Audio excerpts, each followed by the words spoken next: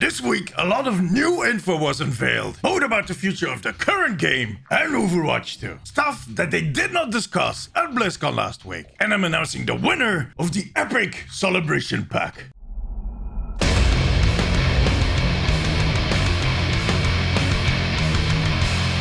Welcome to the Omnic Recap. I am D, and every Sunday we look back at what happened during the past week in Overwatch. In the actual game, there wasn't happening that much except for the Lunar New Year event coming to an end. But after last weekend's Blizzcon stream, the community started tearing at the behind-the-scenes footage, and they managed to dig up some stuff that the team had not yet talked about. On top of that, Jeff did a series of interviews that gave us some nice tidbits of information. Grab some popcorn and let's dig in. Something that you might have noticed yourself in the footage is that in the talent screens, right under the profile name, there was a green line of text that was being blurred. Initially, I figured it had something to do with the new player levels. We know that they're working on a new system, and that seemed like an appropriate spot. But it turns out there was something completely different, because right after BlizzCon, a blog post was published that discussed the talent trees. And it showed off the screenshot of the Junkrat talent tree that did not have that green line of text blurred out. It turned out it said Clan C9. First off,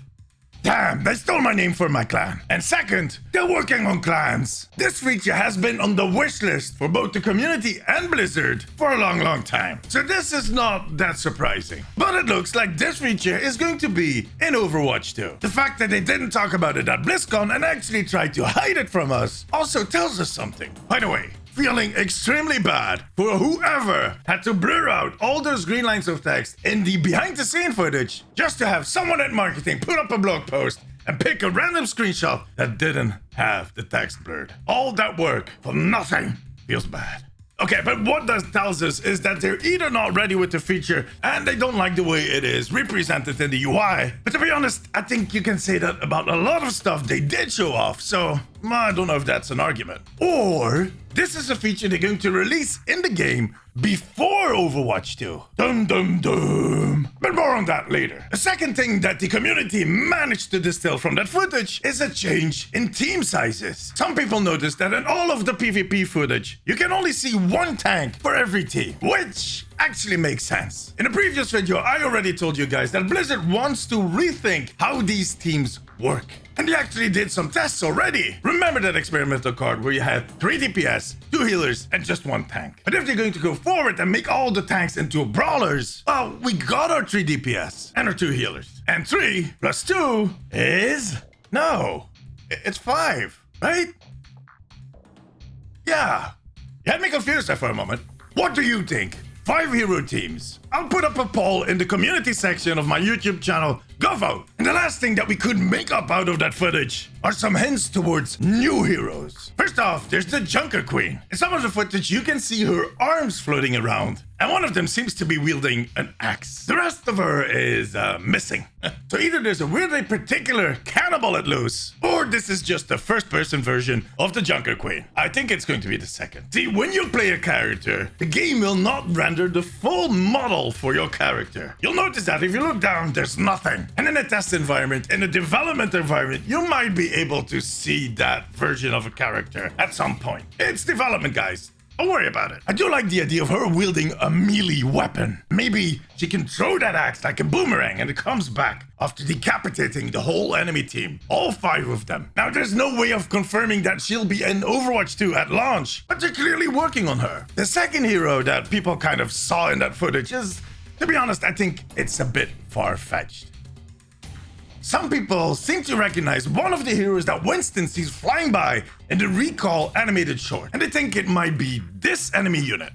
Sure, they definitely have some features in common, but let's not make that flipping series of portraits canon. They just use their resources as they see fit. And sometimes it will just be to quickly show some heroes, and other times they will inspire them to make enemy units. It's that simple. In the end, we'll see in Overwatch 2 if this is actually an Overwatch member that went all bananas. Later in the week, some interviews with Jeff were published that revealed us some interesting info. First of all, Jeff confirmed yet again that there will be no new hero in Overwatch 1. And he actually confirmed what I've been saying all along, that if they add another hero to Overwatch 1, they'll have to postpone the release of Overwatch 2, which we do not want to happen, because they would have to port a hero that had been developing for Overwatch 2 back to the original state of the engine, which would have them change animations, models, textures, everything. So yeah, that's not happening. But there is some good news. Jeff revealed that they have a lot of awesome content lined up for the original game. Some of the stuff we already kind of heard about, but there are other features that we know nothing about.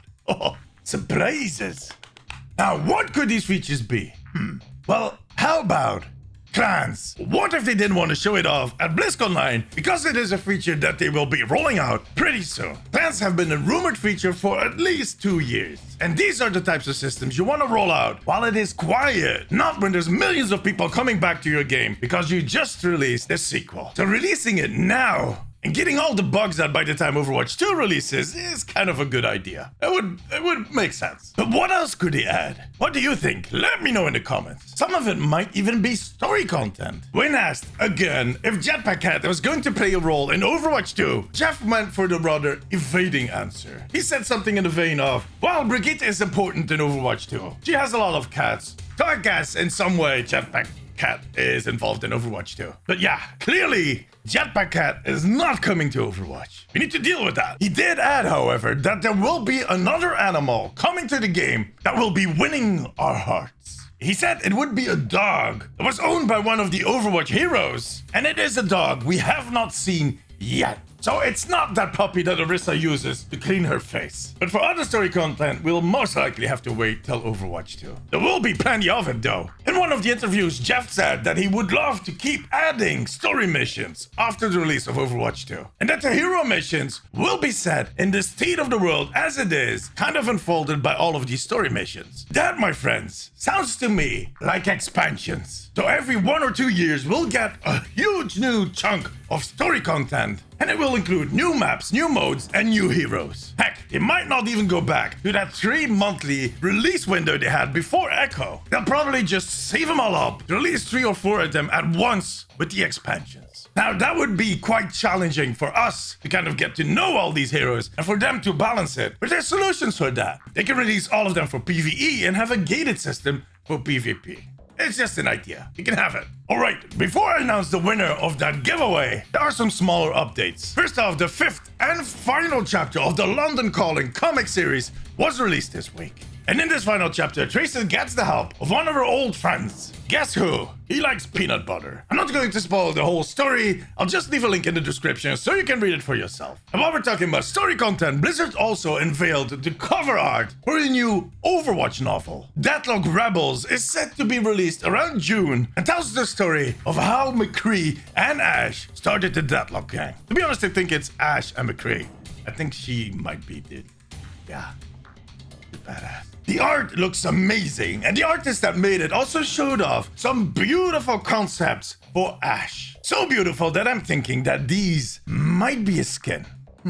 Might we get another challenge in June when they release the book with an Ash skin? Well, the thing is, we already had an Ash challenge exactly a year ago, the Mardi Gras challenge. So, I don't know. It might still happen. In any case, before that happens, we still have plenty to look forward to. In just a few weeks, the Archives event will start. But more about that in next week's video. And then there's still the anniversary event, so plenty of stuff to do. Okay, the moment you've all been waiting for, the announcement of the winner of the epic celebratory pack. That includes the Reinhardt skin and loot boxes, the whole shebang. Random God spoke to me, and they said the winner is Jules Clark. Congratulations. Send me a DM on Instagram, I will get you the code. But for now, my friends, that was it. Give us a thumbs up, make sure to subscribe, and hit that little bell icon so you get notified every time I upload a video. Follow me on Instagram and Twitter, and come say hi during one of my streams on Twitch. I'll leave all the links in the description below. Thank you all for watching. See you next week. Bye bye.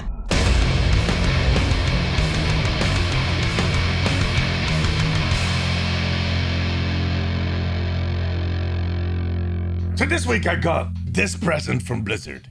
It is the Helm of Domination from World of Warcraft. So with this, I can control the undead armies. Prepare to be Oh, come on. What is this? My head is too big. I'm you.